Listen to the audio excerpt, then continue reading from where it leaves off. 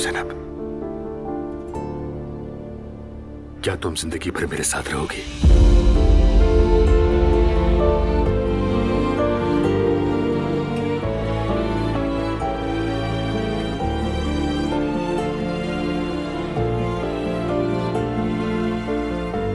आ जाओ।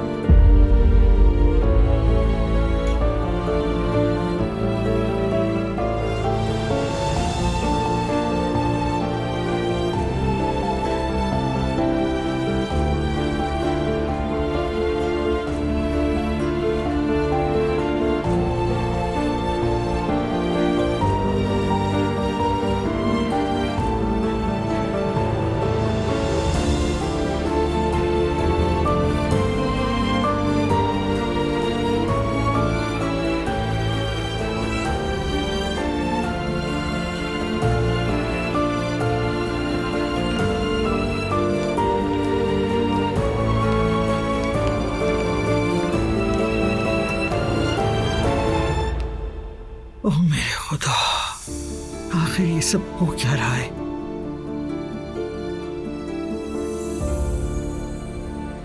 अब्दुल्ला साहब, हाय, ये तो बिल्कुल फिल्मों जैसा सीन हो गया। सबके सामने मोहब्बत का इजहार भी कर दिया।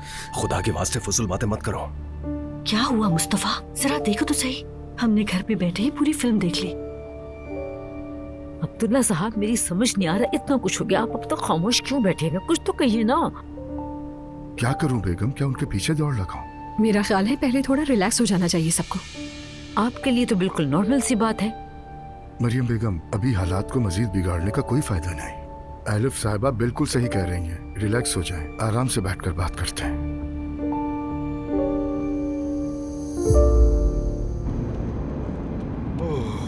अब उन्हें सोचने दो।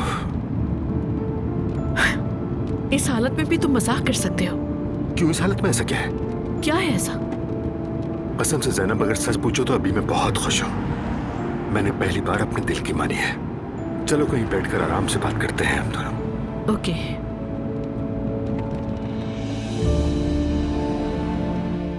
अब्दुल्ला साहब,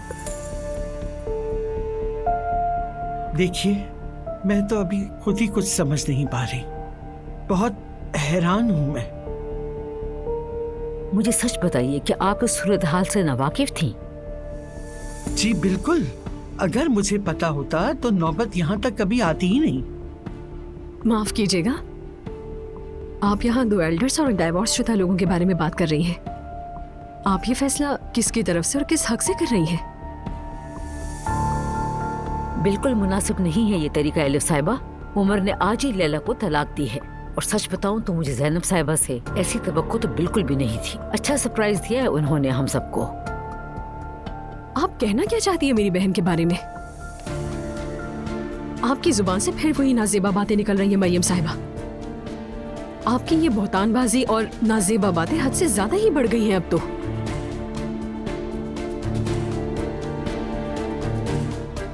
हैरत की बात है कि आपको कोई कुछ कहता भी नहीं है। अजीब है ये भी। चलिए मॉम, चलते हैं यहाँ से।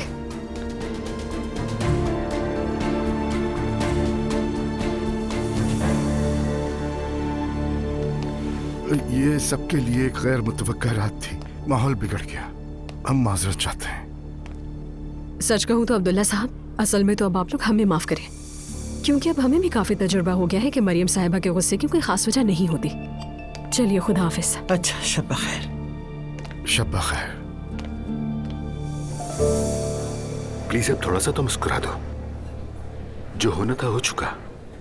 हमने कुछ गलत नहीं किया है। काश कि मैं भी इस वक्त तुम्हारी तरह होपफुल हो सकती हूँ उमर, लेकिन मुझे बहुत बेचैनी हो रही है। मैं तुमसे बहुत मोहब्बत करता हूँ।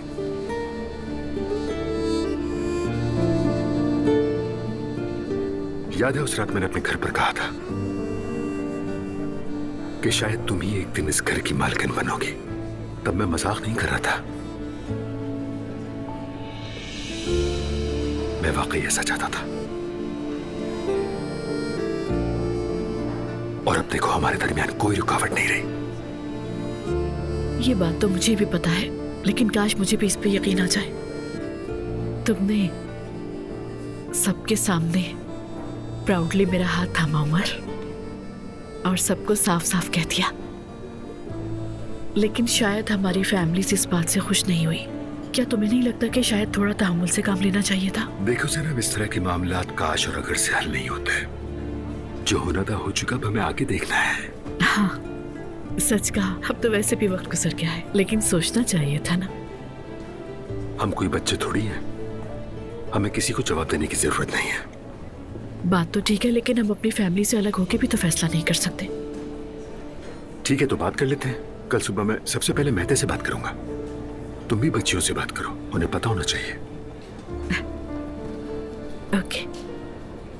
उस पर ट्रस्ट करो।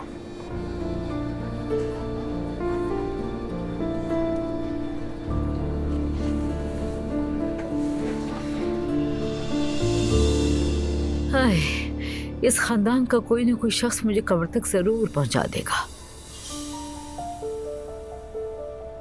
अल्लाह ना करे अम्मी। बेटा ऐसे ही है, मुझे कब्र में उतारने के बाद ही सुकून आएगा सबको। तौबा यार, अब तौबा। तुम्हें कितना शौक है मरने का मरियम खातून। वहां मुस्तफा को भी लैला के साथ बैठा दिया, पता नहीं मेडिकल टीम कब आएगी। अरे बाबा जान, जब से इस्लाम की शादी हुई है हमने एक दिन सुकून से नहीं गुजारा। कितने मनहूस किस्म के लोग हैं दुआ के घर वाले। नाइला, खुदा के वास्ते चुप हो जाओ बेटी। हर वक्त बेवजह बोलने की आदत छोड़ देनी चाहिए तुम्हें। वो माफ कीजिएगा बाबा जान, मैं तो अम्मी को दिलासा दे रही थी। जरूरत नहीं है दिलासा देने की तुम्हें। चलो जाओ नीचे और अपनी चची को ऊपर लाने में मुस्तफा की मदद करो। जाओ बेटा, नीचे जाओ।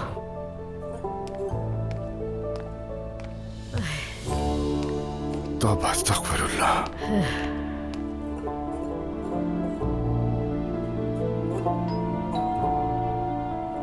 शायद आ गए वो लोग। खुश आमदीद। अस्सलाम वालेकुम सर, पेशेंट कहाँ है? जी, उन्हें नीचे से ला रहे हैं ऊपर।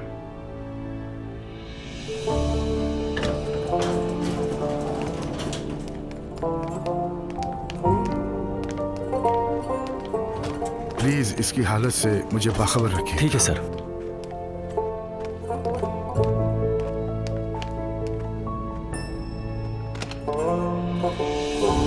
मुझे यकीन नहीं आ रहा सैनब, तुमने ये कैसे कर दिया? ये मेरे साथ तुमने क्या किया? मॉम, कम रिएक्ट करें आप भी यार। अगर कोई देखेगा तो समझेगा जैसे जैनब ने कत्ल कर दिया है। पहले तो क्या है, उसने मुझे मार डाला है, बल्कि मौत से भी बदतर हाल कर दिया। लोगों की जबानों पर चर्चा बना दिया। हम तो पहले ही लोगों की जुबान पर थे, और उस मरियम चुड़ैल को तो वैसे ही मौके की जरूरत होती है दूसरों को बातें सुनाने के लिए। चुड़ैल है वो औरत, मैं तो पहले ही कह रही थी आपसे। एलिफ, खुदा के लिए फजूल बातें ना करो। उसके शैतान होने से आज जो कुछ हुआ वो बदला नहीं जा सकता, समझ नहीं आता तुम्हें? हाँ, मगर तुम कैसे समझोगी, तुम्हारी अपनी चाल है। अरे क्या कर रही हो बेटी? मॉम अब बस करें, हर बार बात घुमाकर आप मुझ पर ही क्यों नहीं आती है? और आखिर आप इन सब चीजों से कब बाज आएंगी? हर चीज में मुझे ही कसूरवार ठहराकर क्या मिलता है आपको, बताएं मुझे। बस शुरू हो गई ना तुम्हारी बगावत, चीखना चिल्लाना। सबसे अच्छा दिफाई हमला होता है, लेकिन तुम्हारी माँ अब इन बातों में आने वाली नहीं। पहले तुम लोग जरा अपनी गलतियों का सामना करो, फिर अपनी माँ पर आवाज उठाना। मेरी गलतियाँ? यही तो मसला है कि जिन गलतियों का ठेका आपने इतने सालों से मेरे नाम पर लेकर रखा हुआ था ना मॉम, आज वही गलतियाँ आपकी वो मिसाली बेटी ज़ैनब कर रही है, जिससे आप दिन रात दुआएं दिया करती थी मेरे सामने। लेकिन चाहे कुछ भी हो जाए, आप हमेशा मुझे ही गलत समझेंगी हर चीज में।